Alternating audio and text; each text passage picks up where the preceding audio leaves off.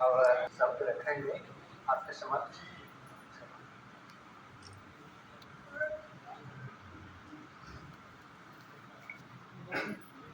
परम आदरणीय सभा के संचालक महोदय, दूर दूर से आए सभी भक्त जो किताब का विमोचन किया गया, उसके लेखक हैं हमारे श्री शशि भूषण दास, जो सबसे किए हैं, सबसे नजदीकी हम लोग आते हैं। उनका लेखन बहुत ही सराहनीय है।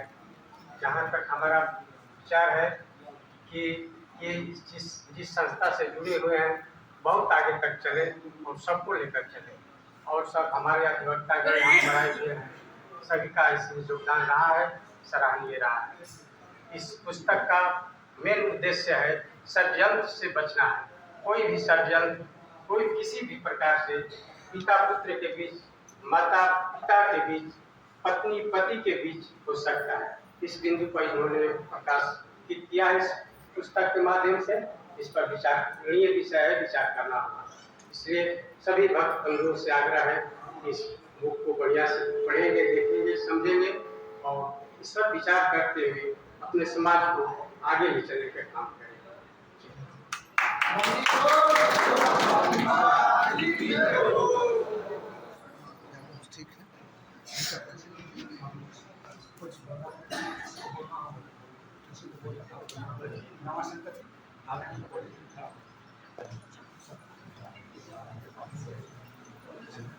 आदरणीय सभा के संचालक महोदय, अधिवक्तागण एवं दूर दराज से आए हुए दास भक्त एवं अन्य, बहुत हर्ष की बात है कि आज हमारे बीच रहे शशि भूषण सिंह अधिवक्ता के द्वारा इस पुस्तक का विमोचन किया जा रहा है, जिसका नाम है ज्ञान अमृत षड्यंत्र का बीज। इसके नाम से ही बहुत कुछ पता चल जाता है, और विशेष हम तो इसका अध्ययन अभी नहीं कर पाए हैं, लेकिन इसका नाम ही कुछ बता दे रहा है कि क्या चीज़ इसमें मिलेगा।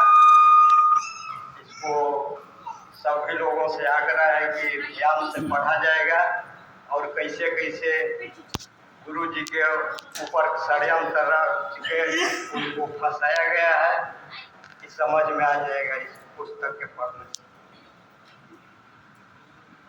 और जिस भी क्षेत्र में रहे हैं हमारे वकील साहब, वकालत के क्षेत्र में भी इनका बहुत सराहनीय योगदान रहा है। आज भी हम लोग इनसे किसी मैटर पर फंसता है तो सलाह समझा लेकर निदान करते हैं। तो ठीक है, इतना ही कहकर अपनी वाणी को समाप्त करते हैं। महाराज की जय।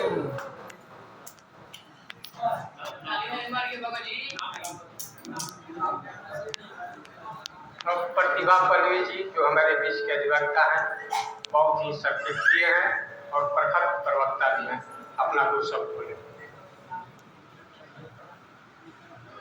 यहाँ पे उपस्थित सभी भाई एवं बहनों, मेरा नमन। और जो भी दूर दराज से आए हुए हैं उनको बहुत बहुत स्वागत। मेरा नाम प्रतिभा पल्लवी है। मैं शशि भूषण जी को बहुत अच्छे तरह से जानती हूँ। मैं यहाँ हम लोग साथ हैं, वकालत करते हैं सिविल कोर्ट में, बहुत अच्छे हैं, हर तरह की जानकारी रखते हैं। आज जो उन्होंने पुस्तक का विमोचन किया है और पुस्तक बहुत अच्छी है, उसको पढ़ना चाहिए। साथ में जो भी पुस्तकें हों उसका धर्म से हर जगह लगाव है। धर्म और समाज दोनों एक सिक्के के दो पहलू हैं। अगर हम धर्म और समाज को एक साथ लेकर चलते हैं, हर काम धर्मानुसार करते हैं, तो उसमें बुराइयां आ ही नहीं सकती। धर्म क्या है? धर्म एक कानून है। अगर हम धर्म में चलते हैं, समझिए कि कानून के तहत हम चलते हैं। जब धर्म के अनुसार चलेंगे तो हमारे समाज में कहीं भी अनीति हो ही नहीं सकती। इसलिए कोई भी पुस्तक पढ़ें और उसके अनुसार आचरण करें, आप उसके कहने के अनुसार चलें। यही करके मेरा सत्यान होता है। जय हिंद, जय भारत। संग्राम पाली महाराज की जय। सत साई।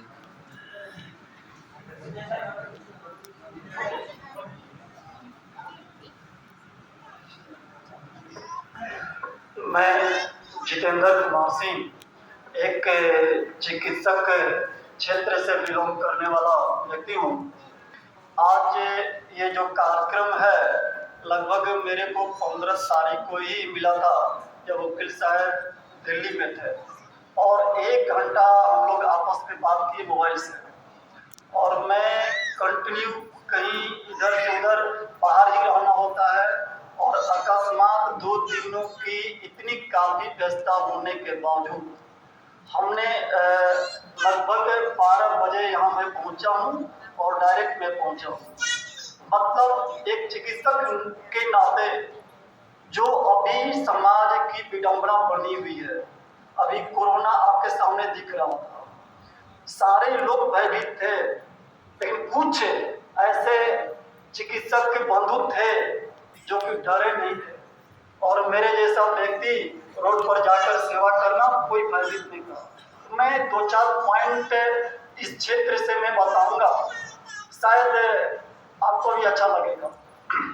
पहला चीज कि इतनी दूर दूर से आप आए हुए साधु समाज संत जो भी हैं, मैं इस आसाराम की धरती से सबका मैं हार्दिक अभिनंदन करता हूँ और वंदन करता हूँ।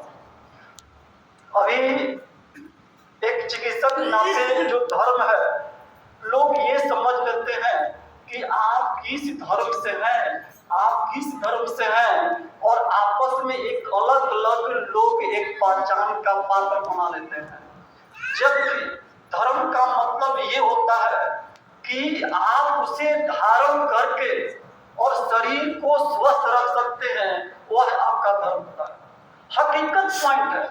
मैं रिटिन में, मेरे पास में सारी आपका रिटिन है कि अगर कोई भी व्यक्ति अगर धर्म से नहीं जुड़ा है तो फिजिकली कितनी भी अगर बड़ी स्ट्रेंथ समझ में आती है, फिर भी वो अधूरा है, आप रोगी हैं, आप स्वस्थ नहीं है।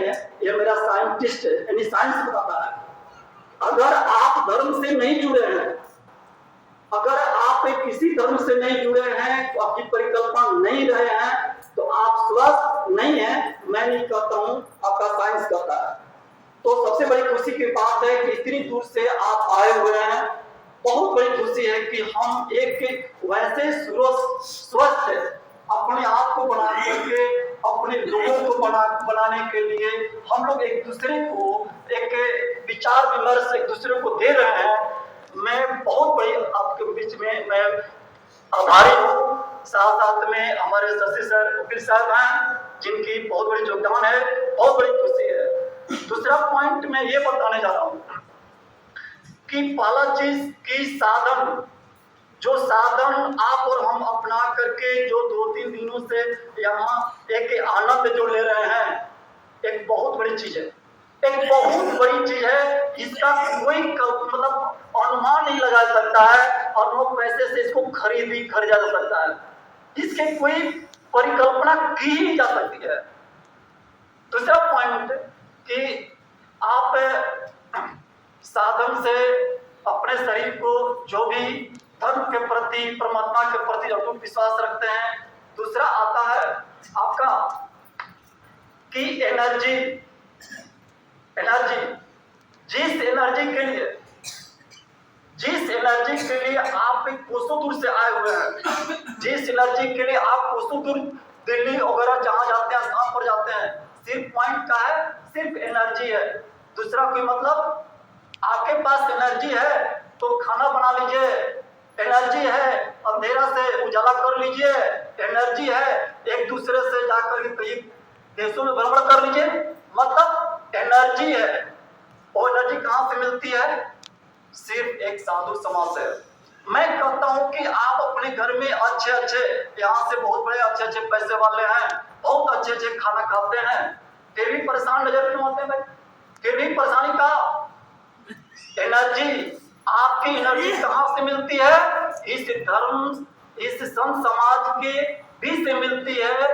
दिन भर आप सेवा करते रह जाएं, पानी पीते रह जाएं, भोजन नहीं भी मिले, लेकिन आपका शरीर तरोताजा और एनर्जी से भरा पूरा रहता है। यस, तो आप एनर्जी के लिए आते हैं, और वो एनर्जी अगर आपके पास है तो देश का प्रधानमंत्री आप बने हुए हैं।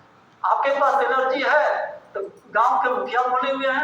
आपके पास एनर्जी है तो चारों तरफ से लोग आपके दर्शन करने के लिए दौड़ लगाए हुए हैं। तो सिर्फ एनर्जी है, वो कहाँ मिलती है? तो आपके पीछे मिलती है।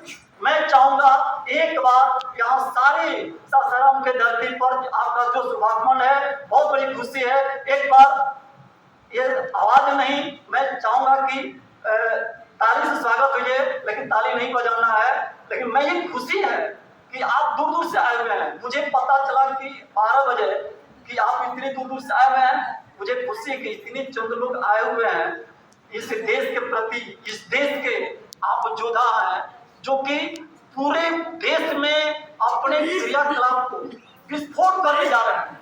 आप यहाँ नहीं, देश के कोने कोने में विस्फोट करने जा रहे हैं, तो बहुत बड़ी खुशी है। अगला पॉइंट, शॉर्ट कट में बात ज्यादा समय नहीं लूंगा। अगला पॉइंट है कि कोरोना आपके घर में आ रही है, आपके बीच में कोरोना आपके बीच में आ रही है, चली भी गई है, शुभागमन भी हो रही है। आपके बीच में कोई ऐसा घर नहीं है जो परेशानियों से न गुजरता हो। किसी को ब्लड कैंसर है, किसी को चेस्ट कैंसर है, किसी को अल्सर है, किसी को गठिया है, किसी को साइटिका है, ब्रेन है, क्या है कि आज नोट कर लीजिए, इसका इलाज किसी के पास नहीं है। अगर आपके पास पैसा है तो आप डॉक्टरों के पास में, मेरे जैसे बेवकूफ जो डॉक्टर होंगे, आप देते रह जाइएगा और वो बेचारा मोटा होता चला जाएगा, इलाज नहीं है।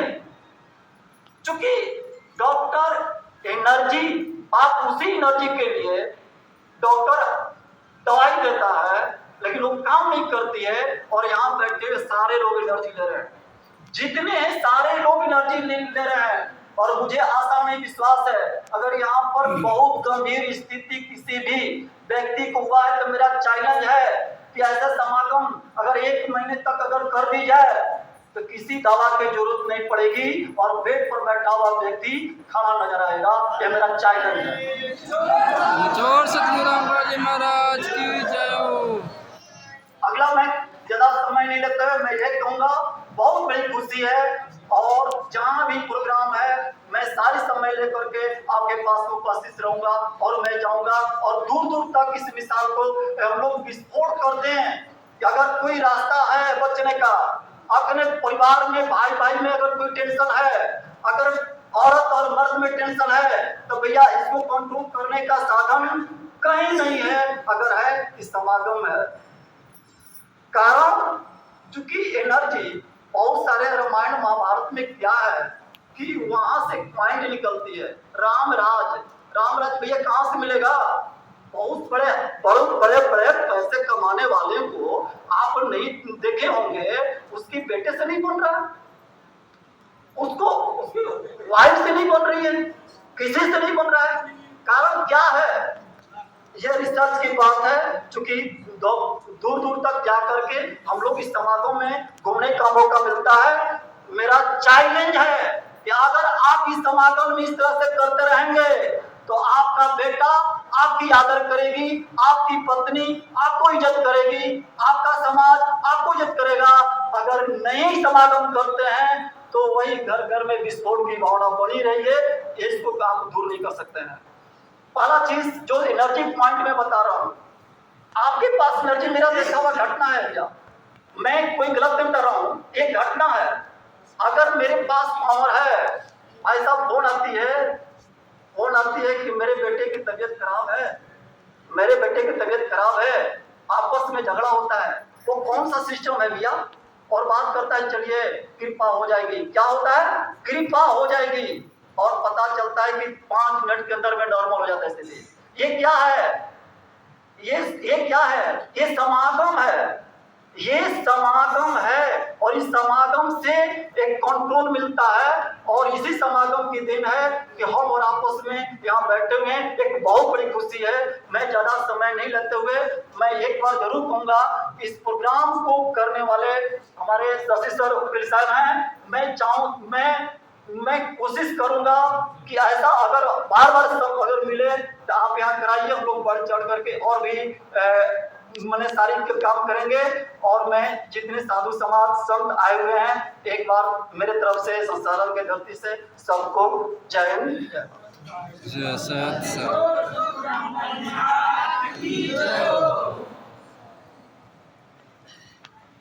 सत साहेब। हाँ, हमारे हरेंद्र भगत जी अभी आप यहाँ ये संचालन करें, तब तक हम 10 मिनट के बाद में आते हैं।